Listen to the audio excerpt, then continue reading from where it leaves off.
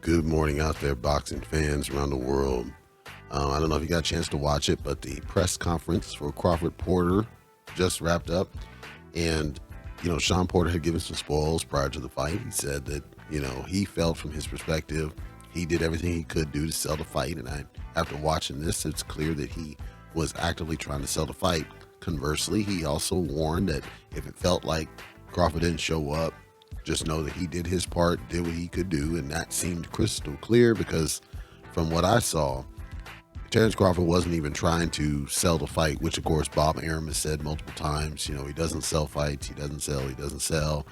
He could build a house in Beverly Hills with all the money he's lost on him. Nice house. This is so it's clear that the guy just doesn't sell fights. It's not just what you do in the ring, it's being able to sell a fight to fans and give them a reason why they should bother watching you other than just watching performances, because performances is only 50% of the game.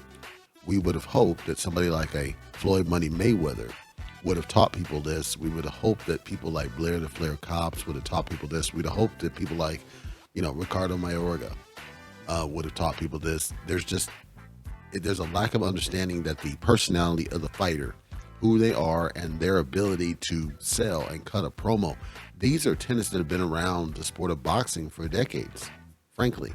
Even the great Muhammad Ali specifically said that he purposely catered what he was doing and created his boisterous persona based on watching Gorgeous George, who was one of the legends of wrestling back in the days. And so it seems like there's still a group of boxers who don't understand that you need to sell the fight. It's not just about your promoter promotes. They can put up all the banners and all this stuff that they care to, but when you get in front of the interviewers and you get in front of the fans, they want to know the person. They want to know the fighter. They want to get inside your head.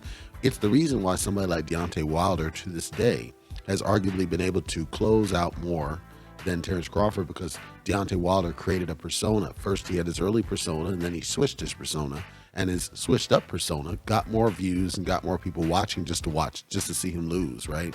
So it can't be understated the importance of having that kind of persona, and I don't think Crawford understands it. I don't know what it'll take to get there.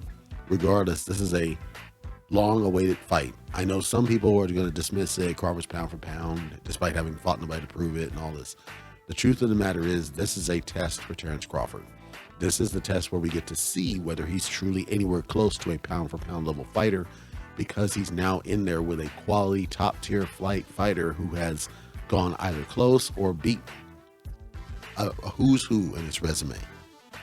And you can dismiss Porter's resume all you care to. The fact remains is that Sean Porter comes to fight every single time. He leaves it in the ring every single time. I covered him on Lifeblood of Boxing. The man is aggressive. It comes to fight, and he comes to win. And that's long missed in the sport. Crawford has never been pushed by somebody who actively was trying to win, short of Yuri Ortiz Gamboa. And Yuri Ortiz Gamboa put Crawford on Bambi legs when Crawford got upset. I called out before that one of Crawford's only weaknesses really is his temper. And Sean called that out. Kenny Porter called that out. People on places like NSB didn't believe me, but it's the truth. We all know it. It's obvious. You can see it in his mannerisms and how he reacts to social media. Will that play a factor into the fight? Nobody knows. It's a fight worth watching. If you're anti-pay-per-view, I'm sorry, but this is a fight worth watching regardless. It's a signature moment in history, because if Porter can pull off the upset and beat this man, it'll denounce, hopefully for once and for all, this pound-for-pound narrative, and we'll get better fights at 147, because now we'll get new up-and-comers who can contend for the real titles that are out there.